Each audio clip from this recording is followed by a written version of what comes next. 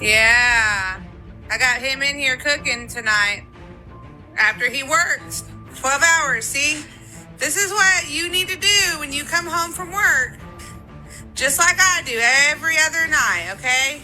I know he's going to say, well, you should be cooking. This woman obviously hates her husband. She's publicly humiliating him, recording him and taunting him after he just worked 12 hours, just so she posts the video and gain validation from angry and bitter women like herself. Yeah, I got him in here cooking tonight after he works 12 hours. See, this is what you need to do when you come home from work, just like I do every other night, okay? I know he's going to say, well, you should be cooking every night because I pay the bills. But guess what? Guess what, buddy? That's not how it's going to work around here. You're going to put in some extra work when you get home. Well, why don't you go to fucking there while I'm doing this? Because I need to make sure you're doing it correctly. What are you talking about? Don't try to push me out of my kitchen. Yeah, well, you don't need to be up in my space while I'm fucking cooking. I'm not in your space. I'm just monitoring the situation. I'm making sure you're doing what you're supposed to do. And when you're done, you're going to clean all those dishes in that sink. Because they're not going to do themselves. And I damn sure ain't going to do them. Not after the day that I had staying home all day. I'm stressed out. So after your little 10-hour shift, what was it? 12? I think it was 12 hours. But after your little shift, you're going to do those dishes. And you're going to serve me dinner too. It don't even look very good. If you ever wondered what it would look like for a wife to completely hate her husband yet stay with him, this is it. With that being said, I think that the only path that this man has is to understand that there is no reversing or healing her resentment. It is too far gone, and the fact is that if he continues to just follow her demands, it's only going to get worse for him. So look, he's got two choices here. Either one, if he wants a relationship at some point, he needs to get out of this one first, so he needs to file the papers. The second choice he should take if he just wants as much peace as possible immediately, and that is to completely check out of the relationship. But let's not overlook the complete double standard here, because if that was a man speaking to his wife that way, the video would be gone, he would be put on blast, they would find out where he was working, where he lived, the cops would be called. I hope this man's got his lawyers ready, because this is insane. Now, this reads like, making my man cook after he worked 12 hours today. I don't think he has an issue with cooking. It's the fact that she's recording him, policing him while he's doing it, and taunting him that makes it crazy. And mind you, this man pays the bills in the house, and this is the respect he gets. It's humiliating. Imagine coming home exhausted, trying to do something simple like make a meal, and instead of peace, you've got a camera in your face and someone mocking you for social media clout. That's emotional disrespect, plain and simple. These kinds of public gotcha moments are meant to embarrass men, to make them look weak or submissive, while the woman gets to play the role of the empowered one online. Now this is how she treats him behind the scenes. Wow. So first you come home and you sit on your computer for 5 minutes, okay, doing whatever you do over there. And then you want to lay down, because what? Because you worked 15 hours? You think that this means you get to come home and relax? Hello? Who do you think you are? Hello? Why are you just laying there? There's stuff that I need you to do around here. You're not just going to come home and act like you're so exhausted that you need to lay here for a few minutes and relax. I'm going to give you, this is what I'm going to do, okay? I'm going to give you 3 minutes to lay here. You better amount some relaxation up, okay? Get enough rest in that 3 minutes, because that's all you're going to get. And then you want to turn your back to me? Are you kidding me? That, you know what that tells people? That tells people that you're getting tired of hearing my mouth. And I know you're not that sick of my mouth. I mean, how insufferable. This man can't even come home and relax in his own house. She's on him every second of the day, nagging, recording, mocking, like she gets some kind of satisfaction out of belittling him. And here's the kicker. Her entire profile is dedicated to bashing her own husband. Every post is about his flaws, his mistakes, his shortcomings. Imagine being married to someone who uses your weaknesses as entertainment for strangers online. It's pure disrespect. The same man who's out there breaking his back to pay the bills and provide a home, and she turns around and humiliates him publicly. This isn't partnership. It's cruelty disguised as humor. What's not surprising is that some women in her comments actually agree with this behavior, cheering it on like it's something empowering or funny. My husband is mad at me because he walked in and he saw that I'm making breakfast, and I told him that this was for me and my daughter, and that if he wanted some, he needs to cook for himself. I told him I was not going out of my way to make breakfast for him. This is only for me and my daughter. Like, if you're that hungry, there's a McDonald's down the street, or there's eggs in the fridge and there's bacon and you can make it yourself. He's acting like this not cooking for him thing is brand new. I gave him a list of things that I don't do the day that we got married, and he was okay with it. So what's the problem now? I told him, if you don't want to cook, you could wait and see if there's any leftovers. If there's leftovers, go ahead and eat. If there's no leftovers, then I'm sorry. You're going to have to figure it out. But I am not going to cook for you. It's not my job to cook for you. I'm sorry. And then on top of that, I'm doing scrambled eggs. He wants a fried egg. No, I'm sorry. That's too much work for me. I'm not going to do it. Plus, he's so picky with his food that he might as well just cook it himself. So like that, he doesn't have nothing to complain about. I've been crying all morning long. My husband told me that I needed to pack my stuff and get the fuck out the house. So I have my bag and I'm about to start packing. I literally have nowhere to go. So I don't know what I'm gonna do. Everybody in the comments was right. He does deserve somebody better. And I hope and pray that he finds someone better. I didn't know that me making that video was gonna, upset him so much. And it made him realize what kind of piece of shit woman I really am. You know what? For the people that say that I should be grateful that I get to stay home and do nothing, the ones that say that I should be grateful that my man pays all the bills and that I should be grateful before someone else takes my place that's more appreciative, let me just let you in on something, okay? Let me just enlighten you for a second.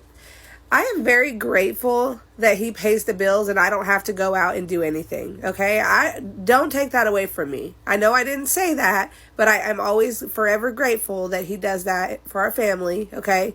It's just him and I, but for him and I, like for him to do that and not expect anything out of me, I'm very grateful for that. That being said, I appreciate what he does for me. But on the other hand, even if I was not in the picture, he would still have to pay bills, okay? The bills would still come without me in the picture. So I really don't feel bad that I complain about that he doesn't do the bare minimum, okay?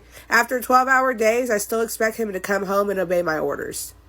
This is what it looks like when a wife hates her husband, but still chooses to stay. You can see it in everything she does. The tone, the attitude, the constant nagging. Nothing he does is ever good enough. She'll criticize how he eats, how he talks, how he works, even how he breathes. That's not love. That's resentment that's been rotting for years. She doesn't want him, but she doesn't want to see him happy either. So she stays just to make his life miserable, to remind him every day that he's the problem, while she plays the victim. It's a twisted form of control, because if she truly hated her life that much, she'd leave. But she won't. Why? Because leaving means losing the comfort, the financial support, and the stability that he provides. She'll mock him online, embarrass him in public, and still come home expecting him to pay the bills. That's not a marriage. That's emotional blackmail. On the other hand, I do blame this man for putting a ring on this woman's finger, because how could you have not seen it coming? So once again, my husband comes home complaining that I didn't have supper ready for him, okay? Mind you, this man worked 12 hours today, 12 hours. And he comes home saying that I should have food on the table since I stayed home and he pays the bills. How is that fair? I had to sit here all day and wait for him, and he thinks that I'm supposed to have his dinner ready by the time he comes home. That means that I would be prioritizing him over myself. Okay? And I'm not going to do that. When I'm busy watching my TV shows and you call to interrupt me and tell me that I need to get dinner ready because you'll be home by such and such time, don't expect me to get up and drop what I'm doing for you. Okay? It's one thing to say that you pay the bills. I think what you're trying to say is that because you pay the bills, I should be cooking for you every night. You know what you can do? You can go and get fast food. That's the easy solution. Instead of expecting your wife to do for you, do for yourself. Okay? Simple as that. How's your last relationship end? Oh, I'm divorced. Shout out, dude! Recently? No, 4 years. That's still kind of recently. Why'd you get divorced? We had indifferences. Mikey, if you're watching, I still love you. That's crazy. Wait, you still love him? Yeah, I'll always love him. Oh, not like a... Yeah, I feel like he's a really good guy, but he's boring as Does that make sense? I think for a lot of men, this is their worst nightmare. For a woman to divorce them because he's boring? You mean stable? Way to tell the world that you're not only unhealthy, but you're also immature. Also, you saying that you love him is incredibly manipulative. You're the one that divorced him. Leave him alone. Let him have his peace. Especially since it's been years ago. It's like you're trying to rip open that wound again. And for a lot of men out there, if a woman tells you you're boring, that's probably because you're dependable and you're overall a good man. Like she even says that. And women who are addicted to drama and chaos, they will find that boring. But you don't want those women anyways. You want a woman that brings you peace and happiness. And she'll find your boringness very attractive, if that's a word. And usually women like this will crawl right back to their ex when they've been out in the world and they didn't have the fun they thought they would. By then, that good man has moved on, usually to someone much better. He's a really good guy, but he's boring, and that's why I divorced him. How many times have we seen or heard this exact line? It's become the modern breakup anthem. Women say it like it's some kind of deep revelation, but really, it just exposes how many of them don't know what they actually want. They'll say, I want a kind, stable, hard-working man. But when they finally get him, when he's consistent, peaceful, and reliable, they call it boring. Because peace doesn't give them a dopamine rush. Stability doesn't make them feel excited. They confuse chaos with passion and end up chasing emotional roller coasters over genuine connection. In case you haven't been paying attention, there's something innately wrong with women who say things like this. Their mindsets are completely warped.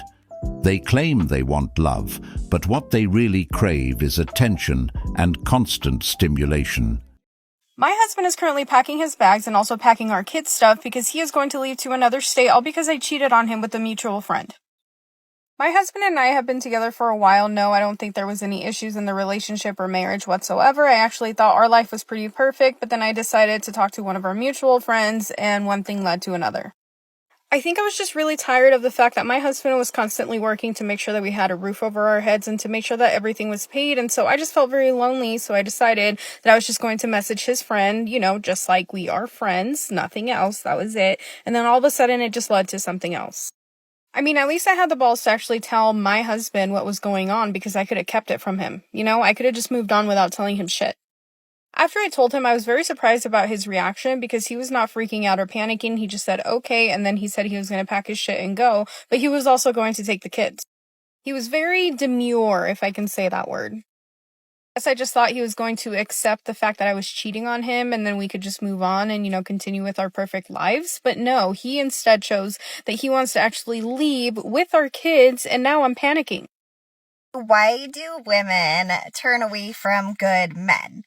And this is my theory, and it's because growing up, the majority of women had some sort of, yelling in their home, fighting. There's some sort of a trigger, right? And when that happened, they associated chaos with love, because that's all we really knew growing up. And so when you get older and you find somebody that's healthy and actually treats you well, you don't recognize that as love because you've never had it. So it takes a lot of healing. It takes a lot of self-reflection to understand that when somebody brings calm and peace to your world and it's uncomfortable, that you're going to be okay and that you actually have to sit with that uncomfortable. And not a lot of people are willing to sit with it because it's easier to create chaos to feel love. Hope that helps. Well, I do agree to a certain degree. Some women do turn away from good men or can't handle genuine love because of deep-rooted trauma, things they've experienced in their homes growing up. Maybe they never saw what healthy love looks like, so when they finally get it, it feels unfamiliar or even uncomfortable. But that's the exception, not the rule. The majority of women turn away from good men not because of trauma, but because those men bore them. And they say it openly. They'll admit that he was loyal, consistent, caring, but something was missing. What was missing? The chaos, the drama, the unpredictability. Because peace doesn't go viral. Peace doesn't give them butterflies. It gives them stability. And stability doesn't excite someone who's used to emotional highs and lows. Some women destroy perfectly good relationships over that boredom. They'll leave a man who genuinely loved them just to chase fun, only to find out that excitement fades fast when there's no substance behind it.